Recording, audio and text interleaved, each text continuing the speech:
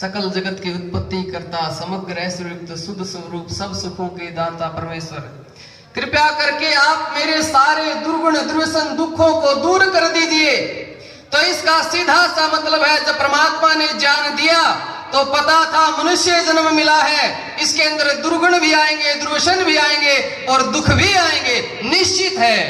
एक कुटिलता युक्त पाप रूप कर्म भी करेगा, लेकिन छूटने का उपाय भी बता दिया, ईश्वर से प्रार्थना और विद्वानों का संग। आप यहां पर ज्यादातर बड़े बैठे हैं, यदि आप अपनी बुराइयां नहीं छोड़ेंगे तो आपकी संतान योग्य नहीं बनेगी। याद रखना, शुरुआत आपसे है। एक गांव की मैं नाम तो नहीं लूंगा, उस परिवार ने गरीबी से इतना ऊंचा उठे, थोड़ी सी जमीन से 35 एकड़ जमीन कर ली, गांव में पूरी उनकी प्रतिष्ठा हो गई, धन की कोई कमी नहीं, लेकिन संतान के लिए कोई समय नहीं दे पाए। और उसकी संतान एक बेटा है, अपने माता पिता को पीटता है। क्या काम आई उसकी मेहनत, क्या काम आई वो जमीन, क्या काम आया वो धन, क्या काम आई वो उसकी सारी चीजें। अरे वो सारा समय बर्बाद कर दिया, अपनी संतान का निर्माण नहीं कर पाया वो। आज यही हालात हो गए हैं, संतान के लिए किसी के पास कोई समय नहीं है। कहते ना कि पैसे की ऐसी भूख लगी कि कमाने निकल गए, पैसा तो मिला पर हाथ से रिश्ते निकल गए। बच्चों के साथ रहने की फुर्सत नहीं लगी, और जब फुर्सत लगी तो बच्चे भी पैसा कमाने निकल गए। पता नहीं ये जीवन कहां चल रहा है, लेकिन हमारा सौभाग्य है कि हम आर्य हैं, हम ऋषियों के पद चिन्हों पर चलने वाले हैं। और ऋषि दयानंद जी महाराज ने लिखा कि संतान योग्य कैसे बनती है, वो तरीके सिखाए। कहते उसकी आत्मा और शरीर सुसंस्कृत हो जाता है, और जिसके सुसंस्कृत होने से वो धर्म, अर्थ और काम और मोक्ष को प्राप्त कर सकते हैं। और लिखा आगे कि संस्कार से संतान अत्यंत, केवल योग्य नहीं लिखा, अत्यंत योग्य हो जाती है। आज आर्यों में संस्कार नहीं रहे हैं, हमें प्रयास करना चाहिए।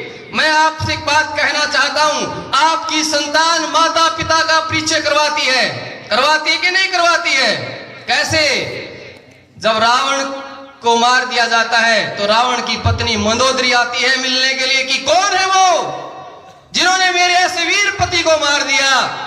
और जब आकर देखती श्री राम और लक्ष्मण के पास आती है तो हंस हंस कर बात कर रहे थे, और जैसे उन्हें एक स्त्री दिखाई देती है अपनी गर्दन नीचे गाड़ लेते हैं, उसकी तरफ देखते नहीं, अपनी वाणी को सीमित कर लेते हैं।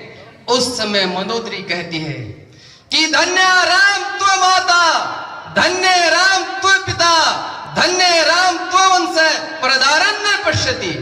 कहती है राम तेरी मां धन्य है, तेरा पिता धन्य है, तेरा वंश धन्य है कि तो प्राय स्त्री तक को नहीं देखता। यहां मंदोदरी ने श्री राम और लक्ष्मण की प्रशंसा नहीं की, यहां मंदोदरी ने श्री राम की माता की प्रशंसा की, उसके पिता की प्रशंसा की, और उसके कुल की प्रशंसा की, उसके वंश की प्रशंसा की। कारण यही है, जैसे माता पिता होते वैसी संतान होता है। जैसे कुएं में पानी है तो बाल्टी में भी वैसा ही आता है, जैसा टंकी में पानी होता टुंटी में भी वैसा ही आता है। और आप सबको पता भी है, एक कंपनी जब प्रोडक्ट बनाती है और अब कहती है कि मेरे इस प्रोडक्ट की मेरी कोई गारंटी वारंटी नहीं, तो हम कहते हैं कंपनी नकली है। कंपनी कैसी? कहते नकली कंपनी का माल है, कहते कि नहीं कहते? लेकिन एक कंपनी अपने सामान की गारंटी देती है तो हम कहते हैं कंपनी असली। जो आज ये संतान रूपी प्रोडक्ट है, ये किस कंपनी ने तैयार किया, कौन है इसको तैयार करने वाले? यदि ये नकली है तो संतान का दोष नहीं, जिस कंपनी ने इसे बनाया वो कंपनी नकली है। लेकिन आज हमें विचार करना होगा। अरे एक किसान, एक अनपढ़ किसान बीज बोने से पहले भूमि तैयार करता है, ऋतु देखता है, बीज को संस्कारित करता है, तब बीज बोता है। और कितने? 6 महीने की कमाई। क्या किसी ने विचार किया है जिसके ऊपर मेरी वर्षों की कमाई है? क्या किसी ने विचार किया कि मैं मेरी उस फसल के लिए जो ऋषियों ने संस्कार बताया है मैं वो कर रहा हूं कि नहीं कर रहा हूं? तो मैं ज्यादा समय नहीं लेता, थोड़े से में बता दिया है आपको। गृहस्थी संस्कार विधि पढ़े, सत्यार्थ प्रकाश पढ़े, सत्यार्थ प्रकाश का द्वितीय समोल्लास और चतुर्थ समोल्लास, असल तो सारे पढ़े, ये दो पर तो विशेष बल दो, विशेष बल। ऋषि दयानंद ने कितना खोल के बताया है। मैं स्कूल में पढ़ाता था, स्कूल लड़कियों का था। अब आर्य समाजी मास्टर है तो दो चार अच्छी बात बताए बिना तो जावे नहीं वो, क्योंकि आर्य समाजी ने बोले बिना डटे नहीं वो।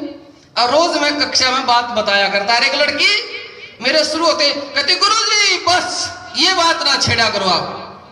मैंने कहा बड़ी बदतमीज है, इतने समझाओ फिर भी नहीं मानती, सीधी बोल देती वो। तो एक दिन मैंने ऐसे गांव में जिक्र करा, मैंने कहा वो लड़की तो बड़ी बदतमीज सी है, इतनी मैं बात बताता उसको पता नहीं क्या चुभती मेरी बातें। बोले जी ऐसा उसकी माँ भी इतनी नकम्मी है। मैंने कहा फिर छोरी का दोष कोई भी। तो माता पिता का प्रभाव संतान पर आता है। और मैं आपसे ये कहना चाहता हूं, आजकल हम एक कार्यक्रम चला रहे हैं, कोई न कोई जी ऐसा है हमारे तक प्रोग्राम नहीं करवा जाता गांव में, हमने तो हमारे घर आके समझाए जो जी बात, हम तो घरान की भी हिम्मत रखा, घर आके समझावांगे आपके। रात्रि का समय दे दियो 7:30 से 9 बजे तक का, 8 से 9 बजे तक का दे दियो। 30 किलोमीटर तक के एरिया में 50 तक की भी हिम्मत कर लेंगे। आजकल तक छोटी सी गाड़ी का भी आचार्य जी ने व्यवस्था करवा दी है। इतने तक गुरुकुल का प्रयासरत है। मैं गंगाने जाऊं, किसी घर में हवन करने के लिए गया था, हवन कराया था, तो वहां फिर बाद में बताया भाई छोरा इंस्पेक्टर है या बहु सब इंस्पेक्टर है, यू MBBS डॉक्टर है, वो सारे पढ़े लिखे से थे। हवन का कुदरती सूत बैठ गया मेरा।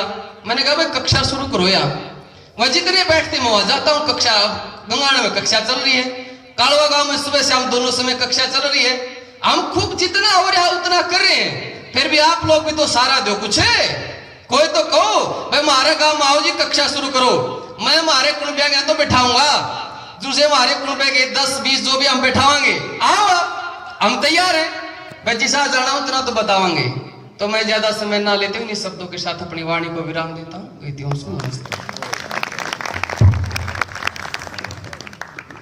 अग्निदेव जी ने बहुत ही